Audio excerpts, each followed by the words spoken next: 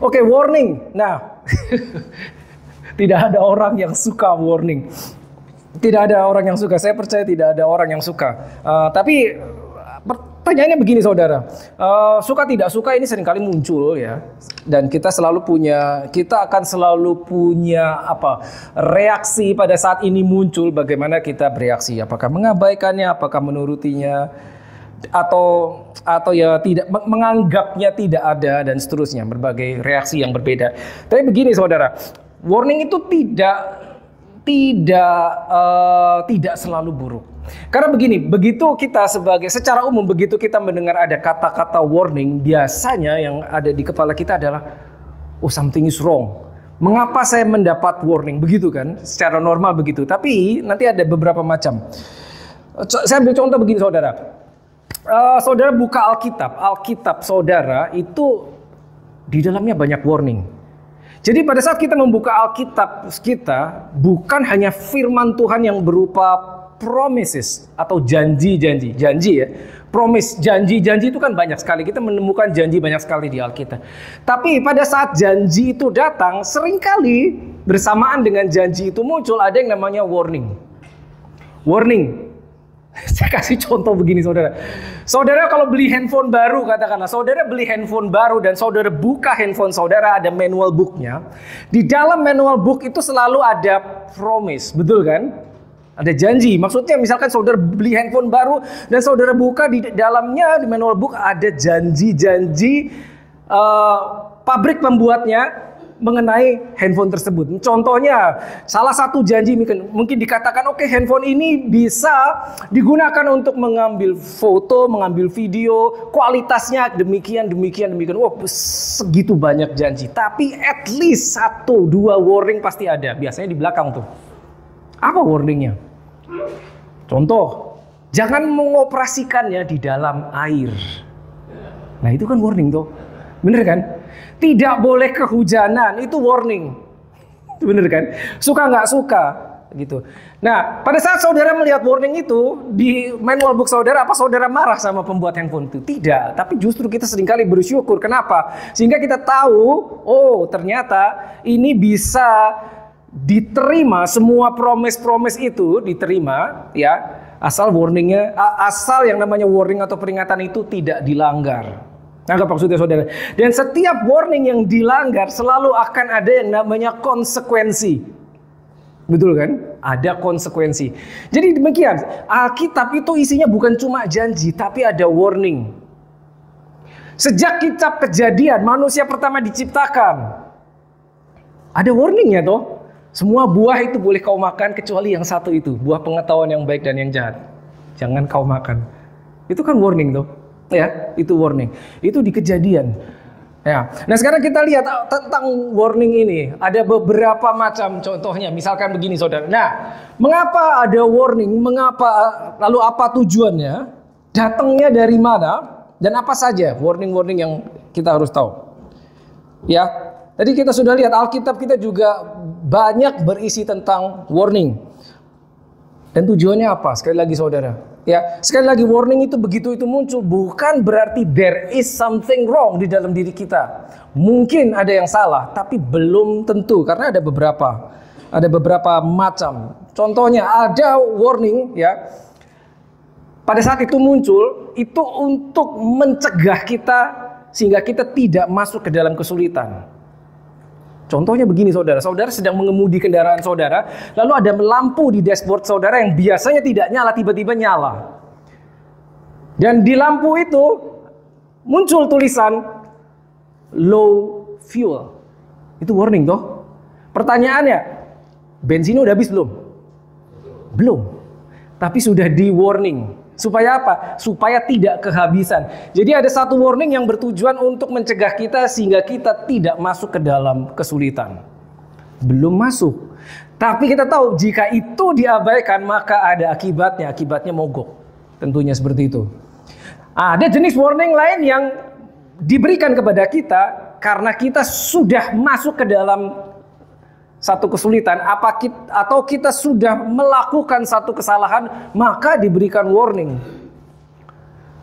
Yang ini saya yakin saudara sudah tahu persis.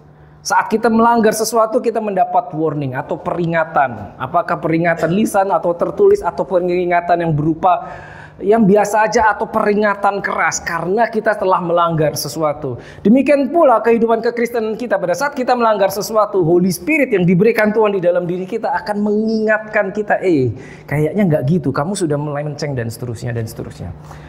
Lalu ada jenis warning yang lain atau peringatan yang lain yang berupa sesuatu yang periodical. Maksudnya adalah lebih bersifat seperti reminder. Tidak ada yang salah, tapi setiap sekian lama itu muncul untuk mengingatkan kita akan satu dan lain hal. Bukan karena kita mau masuk ke dalam suatu bahaya, bukan, belum tentu. Atau kita hampir masuk, tidak juga. Atau kita telah melakukan pelanggaran, tidak juga. Tapi hanya sebuah reminder yang akan selalu muncul. Itu ada yang seperti itu. Ya, bentuknya lebih mirip seperti reminder. Ya, itu tidak terjadi, belum tentu terjadi. Tapi itu diberikan kepada kita untuk mengingatkan kita. Ya, dalam perjalanan kita bersama Tuhan, seringkali kita tidak sadar posisi kita ada di mana. Seringkali yang dari luar melihat kita, yang mereka tahu, mereka lebih tahu, lebih bisa melihat, kayaknya kamu sudah menyimpang deh. Kita tidak sadar, begitu kan saudara? Maka seringkali kita perlu readjust, atau bahasanya mungkin merekalibrasi hidup kita di dalam Tuhan. Setiap mesin contohnya yang digunakan berkala sampai satu titik, ya, kalau saudara yang kerja berkaitan dengan mesin, perlu yang namanya recalibration. Untuk apa rekalibrasi? Untuk mencegah penyimpangan, atau untuk dilakukan supaya mesin tersebut selalu akurat. Seringkali kita tidak sadar dalam perjalanan kita bersama Tuhan, apa saya masih berada di jalurnya Tuhan, apa jangan-jangan saya menyimpang. Menyimpang itu tidak langsung terlihat saudara, tidak. Kalau saudara diperhadapkan dengan dua garis lurus di hadapan saudara, mungkin terlihat sejajar, tapi kita tidak tahu, mungkin 1 derajat penyimpangan, nggak kelihatan sama sekali. Tapi begitu garis itu ditarik panjang, maka makin lama makin terlihat bahwa itu ternyata tidak lurus. Maksudnya apa? Pada saat terjadi penyimpangan sedikit saja 1 derajat di dalam kehidupan kita, kita tidak sadar. Sadarnya kalau udah jauh. Tapi begitu sudah jauh, udah susah baliknya. Begitu kan? Ya, makanya kita perlu yang namanya warning. Ya. This is something good, bukan something bad. Sesuatu yang baik, sesuatu yang kita perlukan. Ya. Nah, kita bersyukur ada Holy Spirit yang diberikan di dalam kehidupan kita.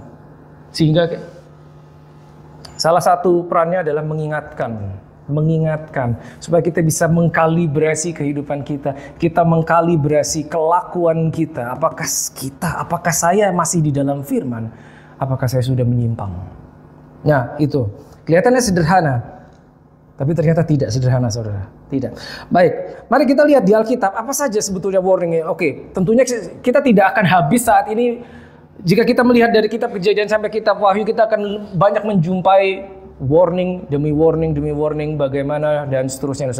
Saya akan ambil beberapa contoh saja ya untuk kita lihat. Salah satunya ini. Nah, nanti kita akan kembali di 1 Korintus 10. Mari kita lihat, bahasa Indonesia versinya.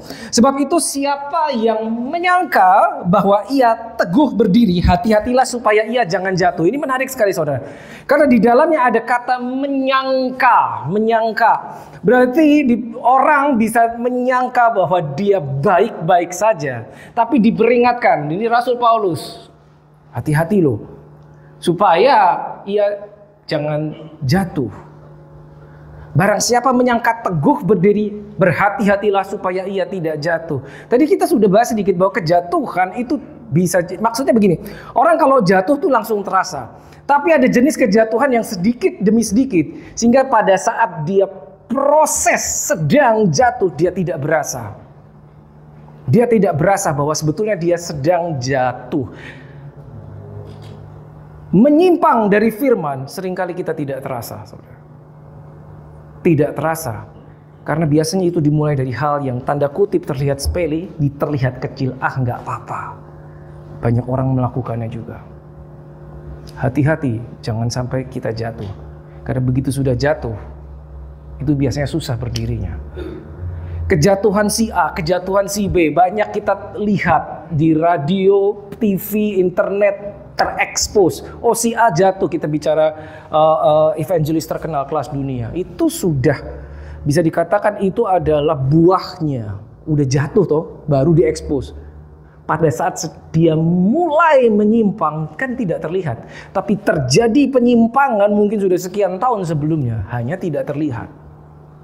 Hanya tidak terlihat. Ya. Menyangka bahwa ia teguh berdiri. Hati-hatilah supaya ia jangan jatuh. Ayat ini buat kita semua. Kalau kita harus bertanya kepada diri kita sendiri. Di mana posisi kita sekarang? Seperti apa posisi kita sekarang? Setiap kita harus mereflek ayat ini, saudara.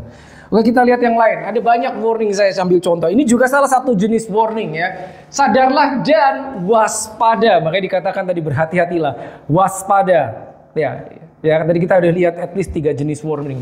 Waspada, lawanmu iblis berjalan berkeliling mengaum seperti singa yang mencari orang yang dapat ditelannya. Kan kita sering dengar ayat ini kan? Betul. Tapi kalau saudara tanya randomly kepada orang Kristen, tidak semua orang tahu ada ini. Tidak semua orang tahu. This is spiritual. Lawanmu nggak kelihatan. Iblis tidak terlihat. Bukan berarti tidak ada. Sehingga tidak semua orang bisa percaya yang ini. Hal-hal yang terjadi di dalam kehidupan kita, kalau ditarik rootnya, bisa jadi itu rootnya, sebabnya adalah sesuatu yang spiritual yang tidak terlihat. Tapi tidak semua orang percaya, tidak semua orang mengetahuinya.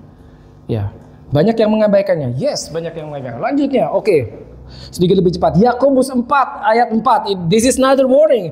Hai kamu orang-orang yang tidak setia, tidak setia, tidakkah kamu tahu bahwa persahabatan dengan dunia adalah permusuhan dengan Allah? Jadi barang siapa hendak menjadi sahabat dunia ini, ia menjadikan dirinya musuh Allah. Contoh. Kita mungkin tidak tahu apa bisa kita menjadi musuh Allah. Ternyata bisa. Menjadi musuh Allah ternyata menurut ayat ini bukan berarti kita membenci Allah. Tidak. So if you open your Bible, saudara buka Alkitab saudara, di perjanjian lama itu penuh dengan kisah bangsa pilihan Tuhan, bangsa Israel. Dan bangsa Israel jatuh lebih dari sekali, berkali-kali, bolak-balik jatuh, bangun. Dan kalau saudara lihat, perhatikan, kejatuhan mereka 90% lebih itu hal yang sama. Apa itu? Penyembahan berhala toh. Jatuhnya itu. Jatuh penyembahan berhala. Dan kalau saudara perhatikan bagaimana mereka bisa jatuh ke dalam penyembahan berhala. Saya sering share di saudara. Bukan berarti mereka di hadapan Tuhan bilang, Tuhan aku tidak perlu engkau lagi. Tidak, bukan. Mereka masih menyembah Tuhan, masih. Tapi dalam waktu yang sama mereka menjajal, mencoba ilah yang lain. Cobain Baal. Cobain bertetangga dengan bangsa yang tidak mengenal Tuhan, cobainlah Allah mereka. Di saat yang sama mereka masih menyembah Tuhan, masih. Tapi mereka juga mencoba ilah yang lain. Itu kejatuhan, permusuhan dengan Allah. Bagaimana kita menjadikan diri kita bermusuhan dengan Allah, bersahabat dengan dunia? Loh, bukankah tidak apa-apa? Bukankah nggak apa-apa kita bersahabat dengan dunia? Alkitab sendiri yang berkata. Mengapa ini adalah sebuah warning? Karena seringkali tanpa sadar begitu kita bersahabat dengan dunia. Bersahabat dengan dunia itu setuju dengan sistem-sistem dunia. Karena tidak semua sistem dunia itu Alkitabiah. Maka bisa jadi sedikit demi sedikit kita menjadi mirip dengan mereka. Mari kita jujur. Berapa sering atau lebih sering mana saudara membuka Alkitab saudara? Atau saudara membuka internet saudara? Lebih sering yang mana? Sehingga tidak heran jika kita lebih setuju yang itu dibandingkan kita setuju dengan firman Tuhan. Karena porsinya lebih banyak bersinggungan dengan yang itu. Tanpa sadar kita menjadikan diri kita seteru dengan Allah. Gak sadar saudara, tidak. Tipis sekali. Bahaya. Roma 12 ayat 2. Ini juga another warning. Jangan Jadi kalau saudara menemukan kata jangan, itu berarti bisa dilakukan, tapi jangan. Janganlah kamu menjadi serupa dengan dunia ini, tetapi berubahlah oleh pembaruan budi. Bukan cuma warning, tapi ada command, perintah. Jangan A, tapi B. Jangan melakukan A, tapi B. Jangan serupa, tapi berubahlah. Ini populer sekali. Ya, saya tidak harus masuk terlalu jauh di ayat ini, karena nanti ada bahasan yang lain. Dan satu lagi saya bawa contoh. Ini yang paling mengejutkan. Paling mengejutkan. Oh man. Matius 7 ayat 22-23. Pada hari terakhir banyak orang akan berseru kepadaku, Tuhan, Tuhan, bukankah menyangka? Ingat tadi? Bukankah kami bernubuat demi namamu dan mengusir setan demi namamu dan mengadakan banyak mukjizat demi namamu juga? 23. Pada waktu itulah aku akan berterus terang kepada mereka dan berkata, aku tidak mau kenal kamu. Apa begitu? Oh, aku gak mau kenal kamu lagi. Aku tidak pernah. Aneh tuh, harusnya kan kenal. Aku tidak pernah mengenal kamu, nyalah daripadaku kamu sekalian pembuat kejahatan. Depart from me, you workers of iniquity. Depart from me, you workers of iniquity. Aku tidak kenal. Well, this is whole another teaching. Okay, one day saya akan share yang ini, tapi ini hanya contoh-contoh warning yang kita jumpai di Alkitab. Ya, ingat, warning tidak buruk, tidak. Bukan berarti saat kita mendapat warning, kita telah melakukan kesalahan. So please remember that. Gini, saudara, kalau ingat, saya pernah share begini. Pada saat Tuhan mau menolong kita manusia, at least dia ada lakukan 3 cara. Ada yang masih ingat gak? Kalau saudara ikut seminar spiritual warfare, harusnya saudara ingat. 3 cara Tuhan menolong kita. Ada yang masih ingat? Hei, lupa semua. 3 cara. 3 cara.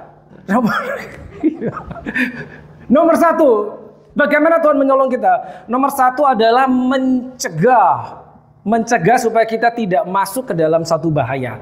Mencegah itu preservation. Dengan kata lain, preservation itu dia mencegah kita dicegah supaya kita tidak nyemplung atau kita tidak masuk ke dalam bahaya, atau kita dicegah supaya kita tidak mengambil tindakan bodoh, atau kita dicegah dilindungi dengan berbagai cara sehingga kita tidak jatuh ke tangan penjahat. Preservation. That's number 1. Number 2, intervention. Oke, udah mulai ingat belum? Oh, belum. Saya tadi ketemu sama Pak Denis, bilang, ini emang kalau ibadah siang katanya susah. Jadi katanya menurut Pak Denis harus digas terus. Gini Pak Denis, ini digas terus. Oke, preservation number 1, number 2, intervention. Bedanya apa? Intervention tuh begini. Kalau intervention itu kita sebetulnya sudah nyemplung, lalu diintervensi oleh Tuhan supaya kita tidak jatuh.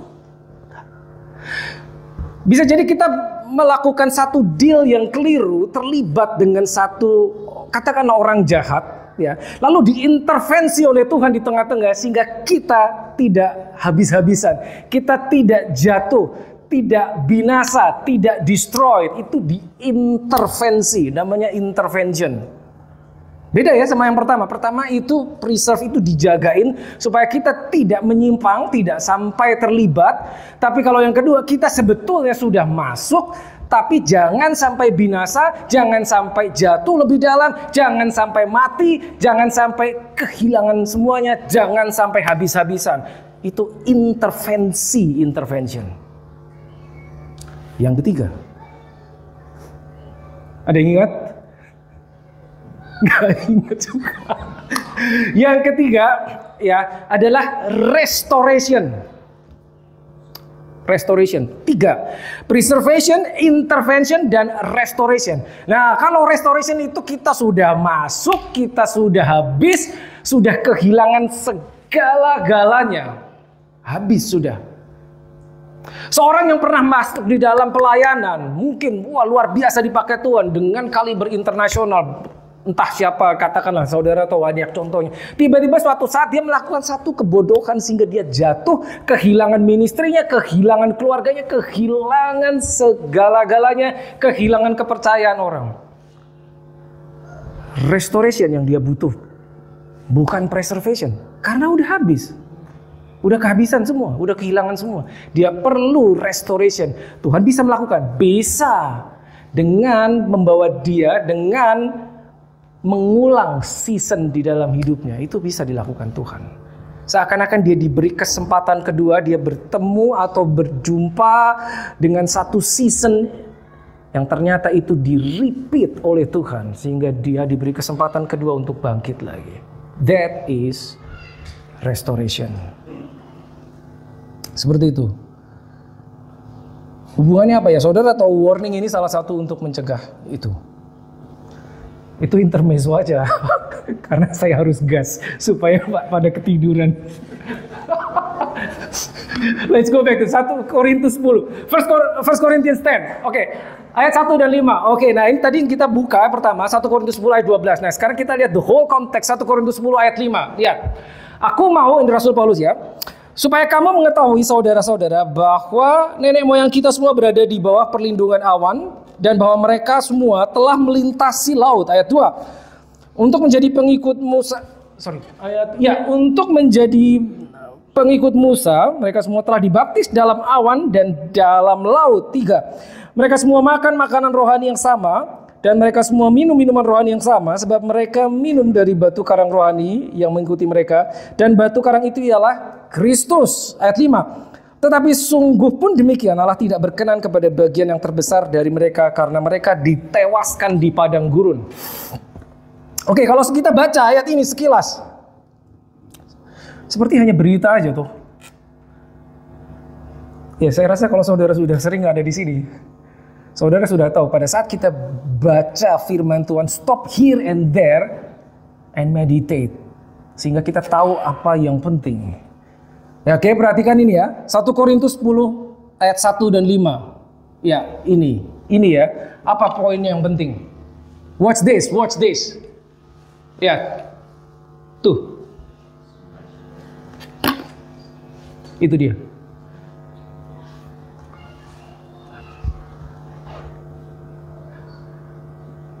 Semua berada di bawah perlindungan. Semuanya toh, tidak terkecuali. Betul. Semua telah melintasi laut, ditolong Tuhan melintasi laut, keluar dari Mesir, betul, dibebaskan dari Mesir. Semua telah dibaptis di dalam awan dan dalam laut. Semua, tidak terkecuali. 3. Semua diberi makan makanan rohani yang sama. Mereka ngalami semua. Mana turun dari langit. Buka pintu setiap pagi, makanan sudah ada. 40 tahun, mereka ngalami semua. Ayat 4. Mereka semua minum minuman rohani. Semua. Tapi sungguh pun demikian, Allah tidak berkenan kepada bagian yang terbesar. Kenapa? Mereka mati di padang gurun. Saudara tahu berapa jumlahnya? Mereka keluar dari Mesir, itu pria dewasa aja, 600.000 orangnya. Jadi kalau di total mungkin 2,5 juta, 3 juta orang, mungkin lebih. Including wanita, anak-anak, dan bangsa lain yang menggabungkan diri dengan mereka. 40 tahun di padang gurun. 40 tahun. Yang umur 20 tahun ke atas mati semua. Kok bisa gitu? Kenapa bisa begitu? Kita harus lihat. Tujuan Tuhan mengeluarkan mereka, ini contoh kan, tujuan Tuhan mengeluarkan bangsa Israel dari Mesir. Apa tujuannya? Masih ingat toh? Tujuannya supaya mereka masuk ke tanah perjanjian. Tujuannya. Kenyataannya sebagian besar mati. Tujuan Tuhan bukan supaya mereka keluar dari Mesir dan mati. Tidak itu. Tujuan Tuhan, kehendak Tuhan mereka keluar dari Mesir, masuk tanah perjanjian, berlimpah susu dan madunya. Kenyataan beda. Saya tanya, kehendak Tuhan, ingat ya tadi, Membawa mereka keluar, masuk ke tanah perjanjian. Berarti somewhere along the way kehendak Tuhan tidak terjadi. Karena seringkali kita mikir begini, pokoknya kalau Tuhan sudah berkehendak pasti jadi. Statement itu tidak salah, tapi tidak 100% akurat. If you open your Bible, kita banyak menjumpai kehendak Tuhan tidak terjadi, bahkan berantakan gara-gara manusia. Tujuan Tuhan membawa keluar supaya masuk, tapi yang terjadi dibawa keluar mati, tidak masuk. Yang masuk cuma sebagian kecil. Umur 20 plus mati semua. It's in the Bible. 20 plus mati semua. Kenapa? Unbelief. Karena ketidaktaatan. Sekarang gini, tujuan Tuhan menjadikan engkau orang Kristen. Itu apa? Do you know that? Saudara lahir baru. Tujuan Tuhan menjadikan kita orang Kristen apa?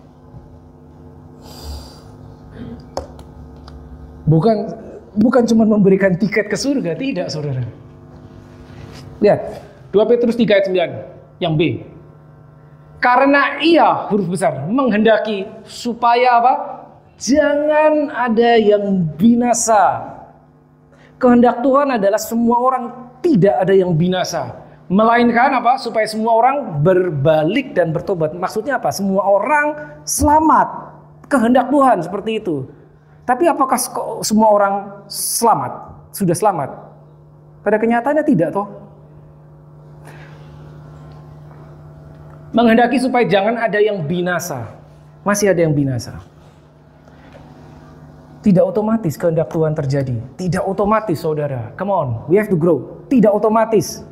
Makanya di dalam doa kita diminta suruh mendoakan jadilah kehendakmu di mana? Di bumi. Kenapa? Supaya yang itu di surga mirip jadi di sini. Kalau otomatis nggak usah didoain, itu udah otomatis terjadi kok.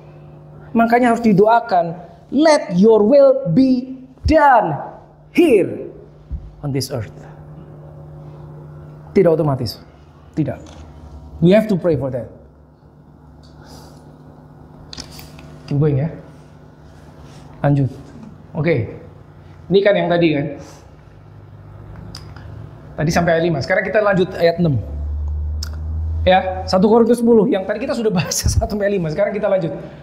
Mengapa disebutkan tadi yang semua tadi? Ini sebabnya. Semua ini telah terjadi sebagai apa? Contoh bagi kita untuk warning. Untuk memperingatkan kita supaya jangan, another warning, kita menginginkan hal-hal yang jahat seperti yang telah mereka perbuat. Supaya jangan kita menginginkan hal-hal yang jahat. Kita di hadapan Tuhan bisa bilang, Tuhan saya tidak, saya orang baik Tuhan. Mana mungkin saya menginginkan yang jahat. Seringkali kita gak sadar saudara. In this context kita lihat, apa sih hal jahat yang dibuat mereka? Bangsa pilihan Tuhan, sehingga bagian terbesar itu mati, tewas di padang gurun. 20 tahun plus mati semua. Apa sih kejahatan mereka? Ini ayat 7 kita lihat. Dan supaya jangan kita menjadi, warning ya, jangan kita menjadi penyembah berhala. Nomor 1, penyembah berhala. Zaman modern kita mengira ini tidak ada lagi penyembahan berhala. Masih ada saudara. So what is this penyembahan berhala? Berhala atau penyembahan berhala adalah sebuah sistem. Pada saat kita memberikan value, nilai atas sesuatu hal melebihi porsinya, melebihi kita memberikan nilai atau value kepada Tuhan, itu sudah menjadi berhala. Sudah menjadi berhala. Apapun itu, you name it, pekerjaan, karir, family, even ministry, bisa menjadi berhala. Bisa menjadi berhala.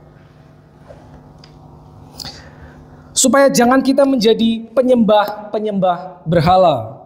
Sama seperti beberapa orang dari mereka, seperti ada tertulis, maka duduklah bangsa itu untuk makan dan minum, kemudian bangunlah mereka dan bersukaria. Ini cerita pada saat mereka menyembah berhala, membuat patung lembu emas. Berkaitan dengan ayat 8. Janganlah kita melakukan percabulan seperti yang dilakukan oleh beberapa orang dari mereka, sehingga pada satu hari tewas 23.000 orang. Tewas 23.000 orang.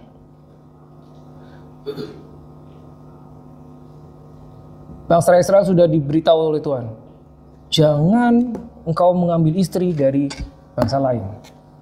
Tapi mereka mengambil istri dari bangsa Amon yang sudah Bani Amon tidak diizinkan oleh Tuhan.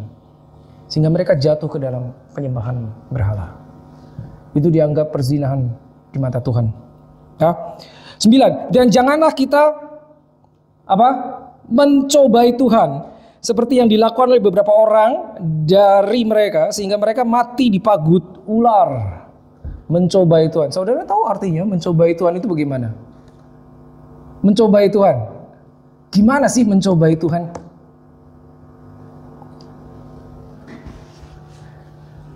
Pada saat kita tahu kita melakukan hal yang melanggar firman Tuhan, gak ada yang tahu, cuma kita yang tahu. Dan kita berdoa bahkan di hadapan Tuhan supaya Tuhan memberkati apa yang kita lakukan. Padahal kita sedang melakukan yang ilegal. Salah satunya itu mencobai Tuhan. Itu mencobai Tuhan, saudara. Kita tahu sebetulnya kita sedang melakukan kejahatan. Bukan berarti kejahatan yang terlihat, tidak. Tapi kita melanggar firman Tuhan. Tapi di saat yang sama kita minta Tuhan untuk memberkati kita. Itu mencobai Tuhan. It doesn't work. 10. Dan janganlah, nah ini kita paling jago, paling tahu semua. Bersungut-sungut. Apa itu bersungut-sungut? Janganlah bersungut-sungut seperti yang dilakukan oleh beberapa orang dari mereka sehingga mereka dibinasakan oleh malaikat maut. Bersungut-sungut, komplain. Secara konteks, bangsa Israel dibawa keluar oleh Musa. Berapa kali mereka bersungut-sungut? Berapa kali mereka komplain? Komplainnya sama Musa. Mengapa kau bawa kami keluar di sini untuk mati di padang gurun?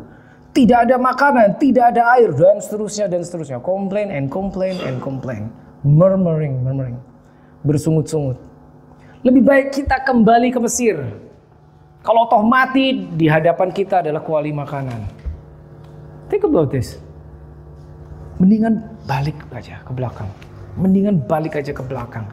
Pada saat Tuhan membawa kita dalam satu perjalanan, itu definitely, pasti, 100% pasti perjalanan iman.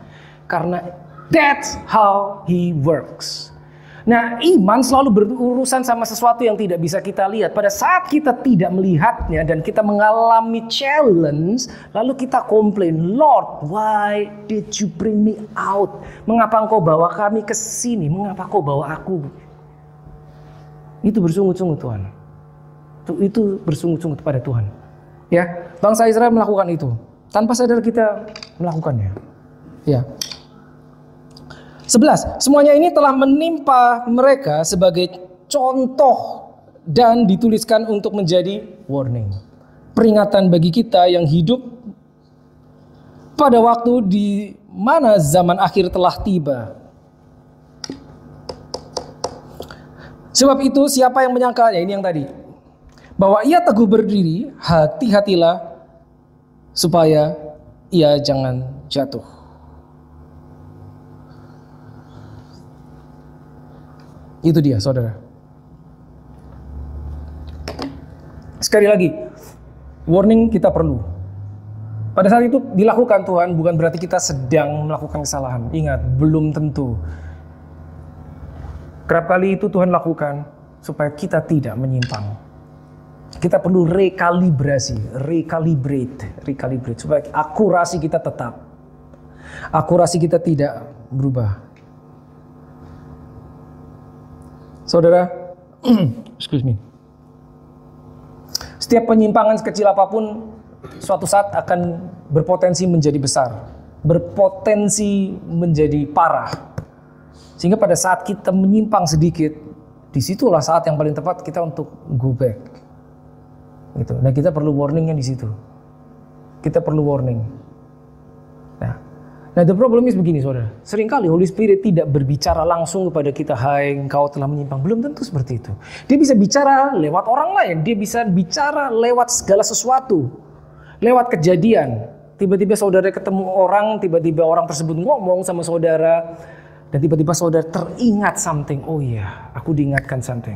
Itu adalah warning, itu adalah peringatan Tuhan. Because He loves us. Untuk kita berubah. Jadi belum tentu direct Tuhan ngomong, belum tentu. Mungkin saudara buka Alkitab saudara dan saudara menemukan rema yang mengingatkan kita bahwa oke, saya harus berubah di area ini. Kalau kita mau jujur, setiap kita akan ada hal di dalam diri kita yang perlu kita ubah. Kehidupan kekristenan kita seperti saudara itu adalah perjalanan supaya kita semakin serupa sama Kristus. Day by day, semakin serupa sama Kristus. Semakin serupa itu berarti apa? Akan ada penyempurnaan, akan ada proses di sini, akan ada proses lagi. Oke, saya lulus yang ini. Well, congratulations, there will be another exam, akan ada ujian yang lain. Proses, jadi seperti itu, naiknya dikit-dikit, nggak akan dia bawa kita dari level 2 ke level 10, tidak bisa. Akan sedikit demi sedikit, tergantung kita mau taat seberapa. Gitu. Jadi akan selalu ada warning yang diberikan Holy Spirit melalui siapapun, melalui kejadian apapun. Ya. Kita harus tahu itu saudara. Dan intinya ini, perjalanan kekristenan kita harus terus jalan. No break, nggak ada break saudara, nggak ada break. Breaknya kapan? Breaknya pada saat kita selesai. Finish, garis akhir pada saat kita berhadapan muka dengan Yesus. Kenapa saya selalu kata gini, no break sebetulnya? Karena begitu kita berhenti berjalan, tanpa sadar kita sedang turun saudara. Tanpa sadar kita sedang turun. Penurunan di dalam in the spirit, di dalam kehidupan rohani kita menurun itu tidak sadar saudara. Tidak sadar. Ya, dan jangan lupa tadi kita sudah buka ayatnya 1 Petrus 5 ayat 8. Tidak sadar akan ada pihak lain, the enemy, makanya tadi dibilang apa? Waspadalah lawanmu. Siapa kan dikasih tahu iblis yang berjalan berkeliling seperti singa yang tadi ya. Ingat ya 1 Petrus 5 ayat 8. Ya. Mereka tidak pernah break, kita sering break. Capek Tuhan, break dulu. Mereka tidak pernah break. Setiap kesempatan mereka akan bawa kita turun. Setiap ada kesempatan mereka akan tarik kita. Setiap ada kesempatan mereka akan bawa kita menyimpang. Dari kesaksian Pak Aris, ministry akan berhadapan dengan spiritual warfare, akan berhadapan dengan kuasa-kuasa dari gelap. Tidak selalu terlihat dan tidak selalu terasa. Bagaimana caranya? Bagaimana cara musuh mengelabui kita? Ini saudara harus tahu saudara. Nomor 1, there is always forgiveness. Ini statement benar toh. Di dalam Tuhan selalu ada pengampunan. Yes, 100% benar. 100% benar. Saya tanya saudara. Nomor 1, di dalam Tuhan akan selalu ada pengampunan. Kalau si iblis, musuh kita, dia membaca ini, bagaimana dia akan mempengaruhi kita? Berdasarkan kalimat ini. Gampang. Dia akan membuat deception. Ya, dia akan mengelabui, mempengaruhi pola pikir manusia zaman modern, orang Kristen zaman modern. Untuk apa? Untuk mengulang kesalahan yang sama over and over and over again. Gak apa-apa, akan ada pengampunan. Gak apa-apa, akan ada pengampunan. Statementnya gak salah, memang tidak salah. Tapi dari statement ini dia bisa mempengaruhi kekristenan kita untuk jatuh ke tempat yang sama. Again and again. Nangkep maksudnya ya saudara? Lalu yang kedua, lowering the standard of God. Apa itu? Lowering the standard of God. Memanipulasi, memanfaatkan kasih Bapa. Sehingga tanpa sadar kita mudah berkompromi dengan Alkitab. Gampang berkompromi.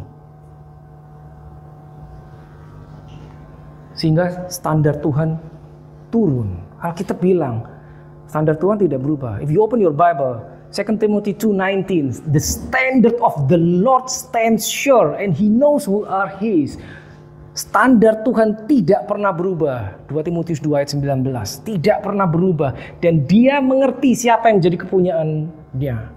2 Timotius 2 ayat 19. Lalu dilanjutkan begini statementnya. Barang siapa menyebut nama Tuhan harus meninggalkan kejahatan. Ada kata harus. They that name the name of the Lord must depart from iniquity. Must depart. Standar. Gak bisa ditawar, tidak bisa. Maka iblis akan memanipulasi kasih Bapa. Sehingga seakan-akan itu bisa dikompromi. Tidak bisa, saudara. Suatu saat kita akan berhadapan muka dengan Yesus. In that moment I guarantee setiap kita will have zero excuses. Gak bisa, saudara. Apa yang telah kita buat, kita harus bertanggungjawabkan di hadapan Tuhan. Lalu berikutnya apa? Membuat orang percaya tidak memiliki kuasa. Ini populer. Overwhelmed by blessing. Overwhelmed by the blessings of God. Tidak memiliki kuasa. Kata kuasa sendiri, kalau saudara kita baru menyelesaikan seri The Power of God ya, dan juga kita baru saja menyelesaikan seminar The Power of God. Kata kuasa itu ada implementasinya begini, sesuatu diberikan kepadamu dan engkau harus melakukannya. Oke, nangkap ya? Makanya saya ingatkan sekali lagi, kita harus lulus dari kondisi God will do it for us ke posisi God will do it through us, melalui kita. Jadi diberikan kepada kita sehingga sekarang kita yang melakukannya dengan kuasanya Dia, dengan otoritasnya Dia. But we have to do it. Ilustrasi begini, saudara kalau punya anak kecil, anak-anak masih bayi, dia belum bisa ngomong. Kalau dia lapar, dia cuma nangis. Tapi kita tahu, oh ini nangis, oh ini lapar, kasih makan. Karena kemungkinannya kalau anak nangis mungkin lapar atau sakit atau mungkin mau ke belakang atau apa. Tapi begitu dia mulai besar sedikit, dia sudah mulai bisa bercakap-cakap. Kalau dia lapar, dia nggak nangis, tapi dia ngomong sama orang tuanya. Lapar, oke, kasih makan sama orang tuanya. Tetap orang tuanya nyuapin loh, kasih. Karena dia belum bisa makan sendiri. Semakin besar lagi, kalau dia lapar, dia tidak nangis, dia tidak ngomong, dia jalan sendiri, buka kulkas, nyambil sendiri. Udah mulai besar, growing. Gak ngomong tuh. Saudara cuma tahu tiba-tiba, kok kemarin perasaan penuh, sekarang kulkas tuh kosong lagi. Cepat habisnya isi kulkas. Begitu tambah besar, dia tidak nangis, dia tidak ngomong, dia mungkin juga tidak buka kulkas ngambil makanan sendiri, tapi dia ke dapur, nyalain kompor, bikin Indomie. Udah bisa Pak, nyalain kompor. Growing. Semakin besar lagi, beda lagi. Semakin besar lagi, kalau dia lapar, dia ambil handphone. Dia pesan Uber Eats, DoorDash, something. Ada perubahan pada saat seseorang bertumbuh. Dia tidak lagi bergantung dengan orang tuanya untuk mensuplai kebutuhannya dia. Orang tua tetap ingin selalu menolong, memberi. Tapi karena si anak sudah bertumbuh, dia melakukan hal yang berbeda. Sehingga seringkali pada saat kita berhadapan dengan Tuhan, kita berdoa. Pada saat kita baru lahir baru, kita berdoa rasanya begitu doa sekarang nanti sore terjawab. Begitu doa sekarang besok terjawab. Wow, luar biasa. Tapi begitu kita semakin bertumbuh di dalam Tuhan, rasanya kita berdoa kok nggak dijawab-jawab. Lalu kita bertanya-tanya, Tuhan apa yang salah? Mengapa dulu Engkau cepat menjawab doaku, sekarang kok lama? Bukan Tuhan tidak menjawab, bukan Tuhan memperlama, tidak. Because dia melihat you have grown up. Pada saat kita masih kecil, kita mungkin minta, katakanlah ilustrasi, kita minta sebuah jeruk, dikasih jeruk. But one day, di hadapan Tuhan kita minta jeruk, kita dikasih biji jeruk. Jangan kaget, itu miracle-nya sama. Itu miracle-nya sama. Makanya anak kecil kalau belum bisa makan disuapin, pada saat besar dia makan sendiri. The same child, anak yang sama. growing in our Christianity. Pada saat kita belum tahu, kita bisa berdoa, Tuhan, please help me, atau tolong Tuhan sembuhkan dia. Tolong Tuhan sembuhkan dia. Tapi pada saat engkau semakin dekat dengan Tuhan dan engkau tahu bertumbuh di dalam kekristenanmu, doanya adalah engkau jalan, datangi dia, you lay hands on him, and then you say, in the name of Jesus, be healed. Beda toh? God do it for you, and then God do it through you. Yang melakukan tetap Tuhan, tapi kita mengambil bagian di dalamnya. Grow in the Spirit. Nah, ini membuat orang percaya tidak memiliki kuasa. Karena tidak semua orang mau. Mari kita jujur, tidak semua orang mau melakukannya. Mari kita jujur, meskipun itu ditulis di Alkitab, apakah kita mau menjadi bagian untuk melakukan apa yang Tuhan suruh? Bukankah lebih enak kalau Tuhan, engkau aja yang melakukannya, aku cuma doain doang? Bukankah itu lebih aman buat kita, bebas risiko? Come on. Tidak semua orang mau melakukannya. It's in the Bible. Tidak semua orang mau. Meniadakan hukum Tuhan, because God is good all the time. Statement God is good all the time itu 100% betul, tidak salah, tidak salah. Tapi jangan lupa, itu bukan alasan untuk meniadakan hukum Tuhan. Hukum Tuhan kan nggak berubah toh. Tidak berubah, hukum Tuhan kan tidak berubah. Nah, akibatnya orang bisa berlaku semaunya. Tuhan baik sama saya kapanpun juga, apapun yang saya lakukan. Betul.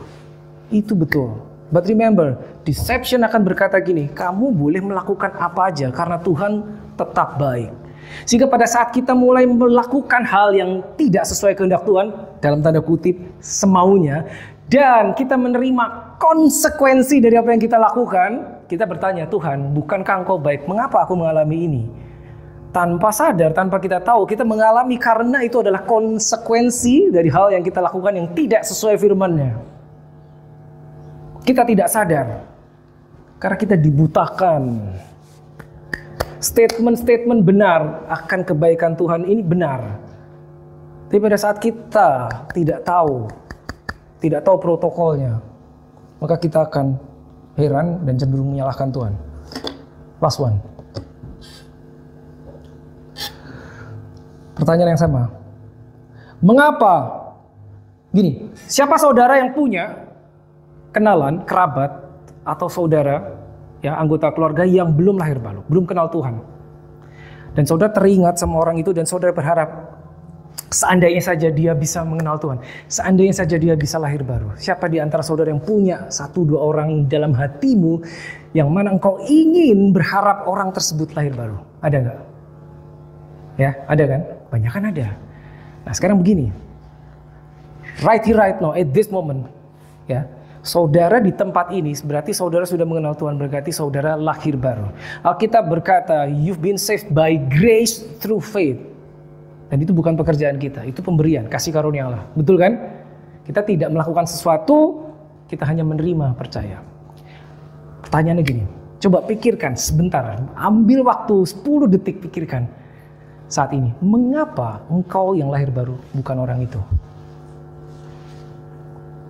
Orang yang tadi, yang saudara katakan, yang saudara pikirkan, seandainya dia lahir baru. Kita nggak tahu dia ada di mana. Mengapa engkau yang lahir baru, bukan dia? Mungkin kita bisa pikir, iya, saya kan ambil keputusan percaya sama Yesus. Wait, ntar dulu. Kita ambil keputusan percaya sama Yesus. Mengapa ada kejadian di dalam hidup kita yang memberikan kesempatan, yang memberikan ruang kepada kita untuk menerima Yesus? Kenapa dia belum? Kenapa orang tersebut belum? Mengapa engkau yang sudah terima, kenapa dia belum?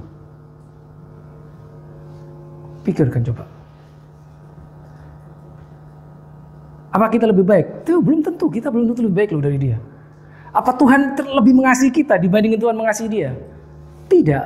Sama kasihnya. Tadi ingat ya, semua tadi yang sudah kita baca. Betul kan? Tapi kenapa kita yang sudah terima Holy Spirit, dia belum. Pernah terpikir gak saudara? Begini saudara, kalau kita tahu ya, kita dibenarkan lahir baru itu bukan karena kita baik, tapi karena Tuhan baik. Dan sekali lagi, bukan karena dia ingin bagi-bagi tiket ke surga, bukan. But kita dibenarkan dengan satu purpose. Main purpose adalah apa? Supaya kita menjadi Kristus. Menjadi Kristus. Makanya ayatnya Colossians 1:27, Christ in you, bukan Jesus in you loh. Ayatnya tidak berkata Yesus in you, Christ in you. Kristusnya di dalam engkau. Karena Kristusnya di dalam engkau, maka engkau bertumbuh seperti Kristus sehingga engkau disebut Kristen. Means Kristusnya di dalam engkau, engkau bertumbuh seperti dia, engkau mirip Kristus. Itu goalnya. Sehingga jika sudah diberi Kristus di dalam kita, maka kita bisa melakukan the ministry of Christ. Maka Yohanes 14 ayat 12 menjadi benar pada saat Yesus berkata, engkau akan melakukan apa yang kulakukan, bahkan lebih besar. That is the purpose, that is the goal. Berarti kalau kita ingat kenapa kita yang sudah lahir baru, yang sudah kenal Tuhan, bukan yang itu, bukan yang itu. Berarti please remember this, please watch this. Berarti kita harus tahu bahwa dia punya purpose, tujuan khusus di dalam kita untuk kita lakukan. Dia punya purpose yang hanya bisa digenapi melalui hidupmu. Melalui hidupmu. Nah, kalau udah kayak gitu, kita ngerti, kita tahu, kita tidak bisa santai-santai diam aja. Tidak bisa, saudara. We have to grow, bertumbuh, get yourself discipled. Berikan dirimu diperlengkapi, diberi pengajaran, bertumbuh sehingga nanti menduplikasi. Sehingga ada orang menjadi Kristus melalui Kristus yang di dalammu. Let us pray.